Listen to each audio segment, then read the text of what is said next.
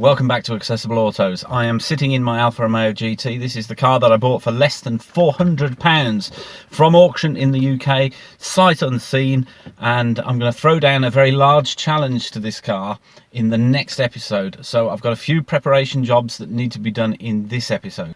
Please like and subscribe. It's very important to help the channel grow. Thank you very much for watching. I think we better roll the titles.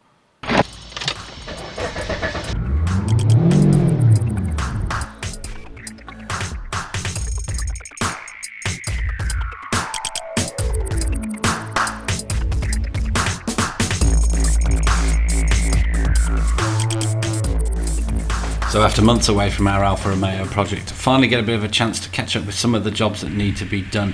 The car did get an MOT in the last video and I've been driving it around, but I haven't actually used it as much as I would have liked.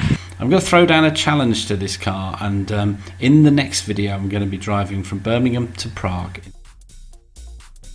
I think time is the biggest enemy of anyone doing a car project. Work's gone a little bit chaotic over the last few months and it's left me virtually no time at all to work on the Alfa Romeo. As you can see, my job is quite demanding and my hours are terrible. I have to travel a lot.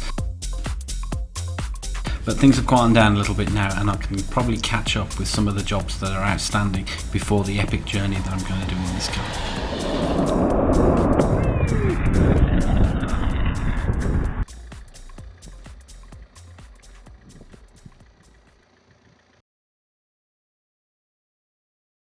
If you look down this gap, you can just about see the top of the oil cooler pipes, and you can see that they're plastered in oil.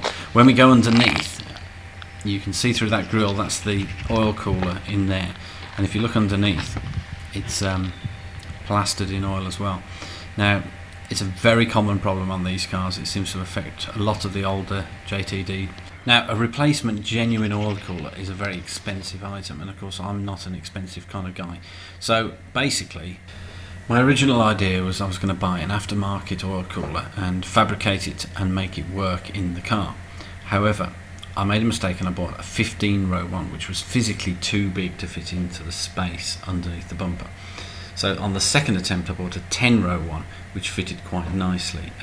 The blue oil coolers are slightly longer than the original Alfa Romeo one, so I needed to bend that piece of steel in between the black bit and the blue bit to make it fit. And you cut the two oil pipes, and then you join a short section of new pipe onto your old pipe using a connecting piece, and two right angle red termination parts join the new pipes onto the oil cooler. So then I refixed the air ducting straight back on and took it out for a test drive, and no more black puddles on the drive. So job done.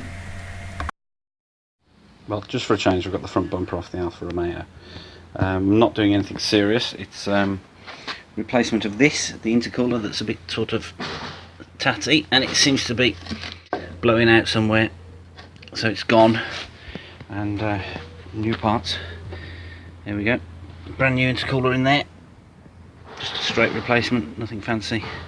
And bumpers going back on, cars back on the road, so it's a quick hour job.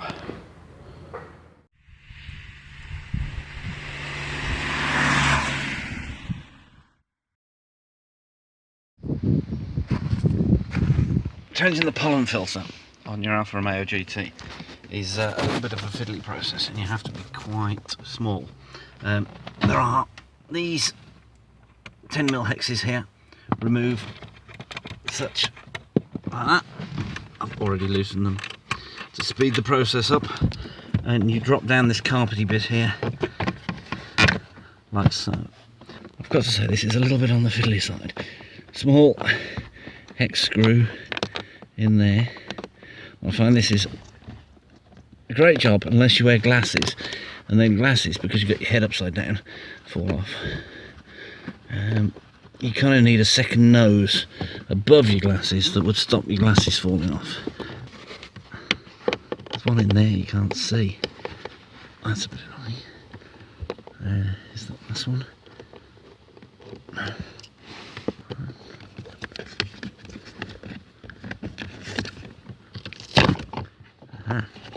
Look at that. Has it ever been off? Yeah, I wonder. I'm thinking it probably hasn't. So flap towards you, That's probably dirty. Let's have yep. That's quite dirty.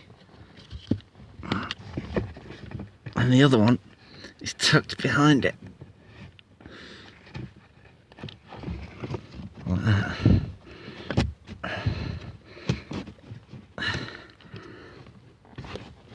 Oh my god.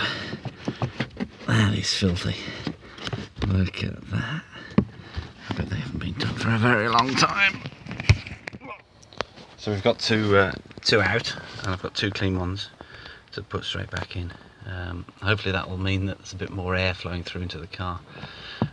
We have unfortunately lost the aircon. We gassed it up and it lasted a week, and that's it, it's gone. Which means we've got a problem with the aircon. Needless to say, a little bit fiddly as they slide up there like that and in across.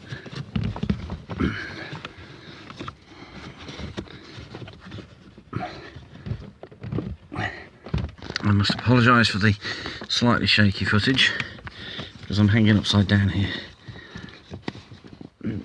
trying to film at the same time.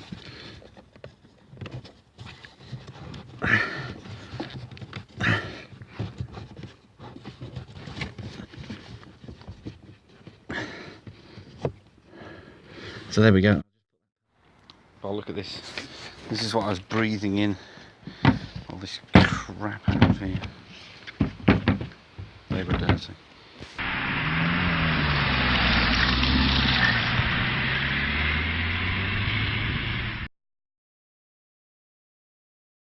One of the things I find with this car is that the wheels are too far in from the arch. And if you look at styling on a lot of other cars like BMW and Volkswagen in their coupes, they're lower and squatter and fatter, and this car is lacking in that respect.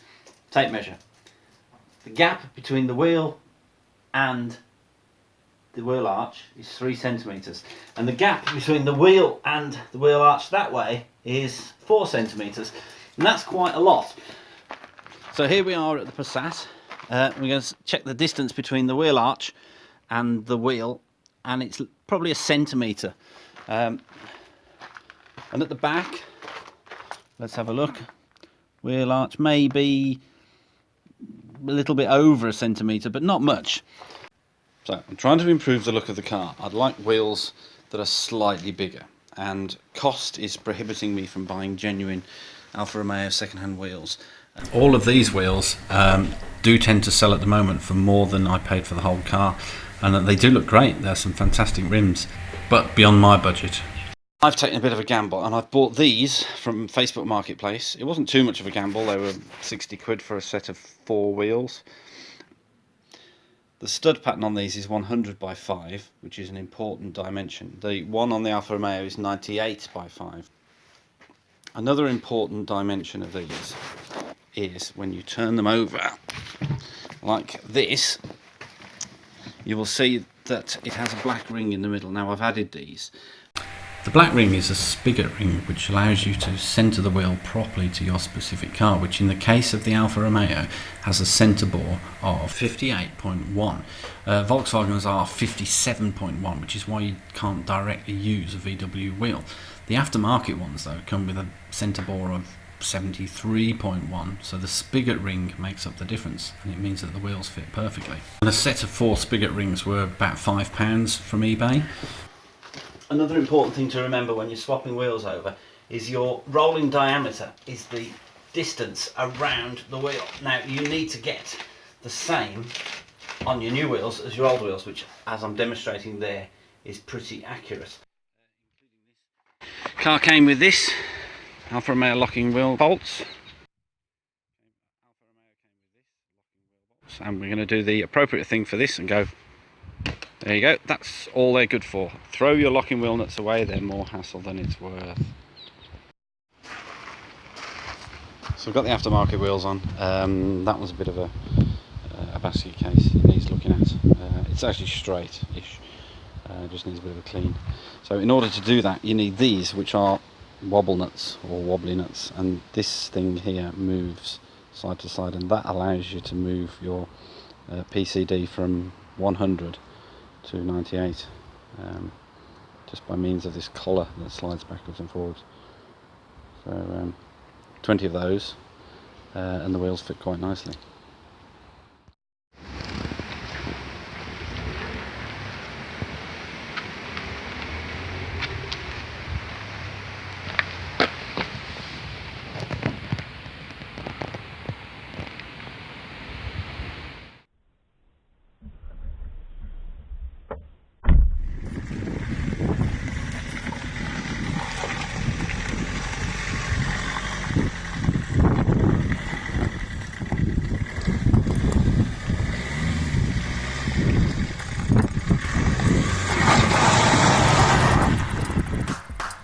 So in the next episode, I put my £400 Alfa Romeo GT through the ultimate road test. I'm going to drive it 900 miles from Birmingham to Prague. And yes, I do look worried.